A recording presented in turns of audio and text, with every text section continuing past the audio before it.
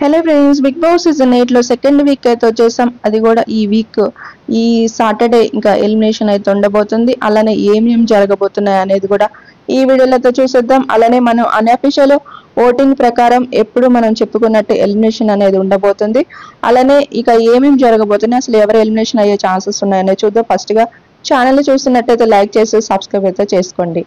ఇక ఇక్కడ voting poll లో చూస్తే మాత్రం నిఖిల్ ఉన్నాడు యాజ్ డీజీగా. టాప్ లోనే ఉన్నాడు. 23-24% ఓటింగ్ వరకు వస్తుంది తనకైతే.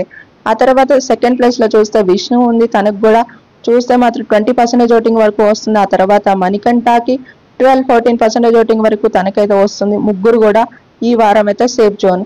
ఆ తర్వాత చూస్తే ఆదిత్య హోమ్ ఉన్నారు. ఇక్కడ చూస్తే మాత్రం ఆయనకి 9% ఓటింగ్ వరకు అయితే వస్తుంది. కానీ ఈ వారం అయితే ఆయన డేంజర్ పొజిషన్ లోనే ఉన్నారు.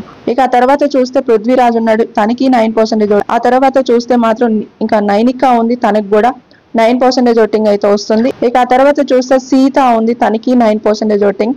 కానీ సీత ఎప్పుడు ఎలిమినేషన్ అయ్యే జోన్ అయితే కాదు, కానీ ఏమో ఛాన్సెస్ కూడా ఉన్నాయన్నమాట. ఇక నెక్స్ట్ చూస్తే లీస్ట్ లో చూస్తే శేఖర్ భాష ఉన్నారు, 8% ఓటింగ్.